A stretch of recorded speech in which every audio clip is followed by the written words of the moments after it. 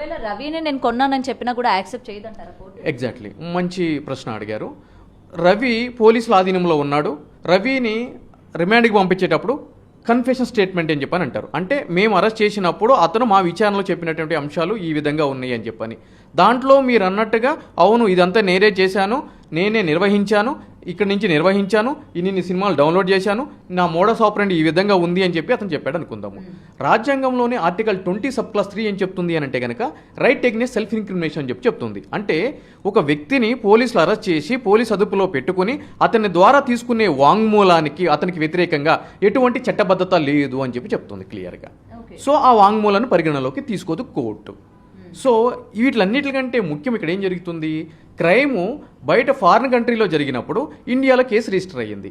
రేపటి రోజున ఈ కేసుని ఇన్వెస్టిగేషన్ చేయాలన్నా ట్రయల్ చేయాలన్నా కూడా మనకేం చెప్తుంది అనంటే కనుక బిఎన్ఎస్ఎస్లో ఉన్న 208 సెక్షన్ ఏం చెప్తుంది అనంటే కనుక ముందస్తు అనుమతి కావాలి, ప్రీవియస్ శాంక్షన్ కావాలి సెంట్రల్ గవర్నమెంట్ నుంచి అని చెప్పి.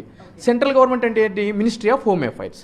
సో ఇటువంటి కేసులు ఏమైనా జరిగినాయి అనంటే కనుక మనకి ప్రజలకు అర్థమయ్యే భాషలో చెప్పాలి అనంటే కనుక ఇండియాలో పెళ్లి చేసుకుంటారు. పెళ్లి చేసుకున్న తర్వాత భార్యాభర్తలు ఇద్దరు కూడా బయట దేశానికి వెళ్తారు. అది అమెరికా కావచ్చు, సింగపూర్ కావచ్చు, XYZ దేశం కావచ్చు.